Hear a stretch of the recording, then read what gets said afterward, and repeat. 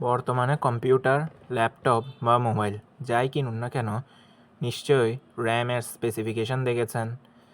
এই র্যাম অত্যন্ত গুরুত্বপূর্ণ। আজ বিভিন্ন ধরনের র্যাম নিয়ে নতুন ইউজারদের জন্য আমি গুরুত্বপূর্ণ কিছু কথা বলবো।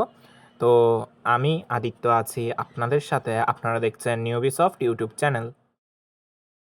র্যাম বা র্যান্ডম অ্যাক্সেস মেমোরি বা অস্থায়ী মেমোরি যেই নামে আপনি নামাঙ্কিত করুন না কেন, ছোট বড় প্রায় সকলেই এই র্যামকে চিনে থাকে, কারণ এটি কম্পিউটারের অত্যন্ত গুরুত্বপূর্ণ একটি কম্পোনেন্ট।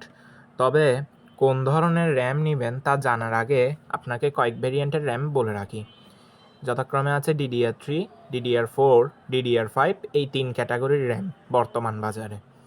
এদের মধ্যে DDR3 হলো সবচাইতে হালকা কাজ করার জন্য একটি গুরুত্বপূর্ণ র্যাম। অর্থাৎ আপনি কোন ধরনের র্যাম নেবেন তা মূলত নির্ভর করবে আপনার কাজের ধরনের উপর।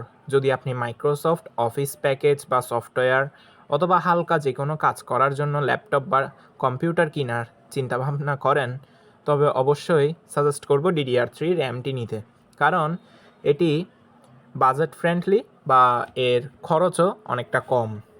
অন্যদিকে DDR4 এবং DDR5 এই 2 ক্যাটাগরির র্যাম আমরা দেখতে পাই, যা সবচাইতে লেটেস্ট এবং বর্তমান বাজারে অত্যন্ত সুপরিচিত দুটি র্যাম।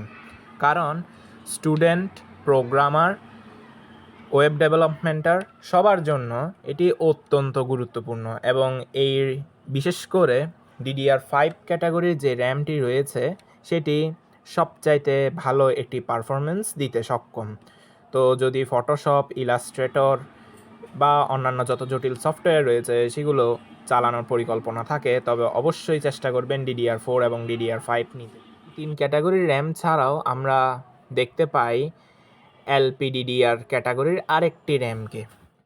যেই ল্যাপটপে এই র্যামকে অ্যাটাচ করা হয় সেই ল্যাপটপের ব্যাটারি চার্জ প্রায় দীর্ঘক্ষণ সুরক্ষিত থাকে।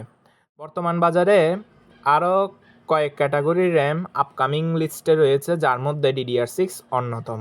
তবে যেই র্যামই আপনি কিনুন না কেন, অবশ্যই আপনাকে বলে রাখবো ভবিষ্যৎ সফটওয়্যারগুলোর কথা চিন্তা করে অবশ্যই চেষ্টা করবেন 8 থেকে 16 জিবির র্যাম নেওয়ার জন্য।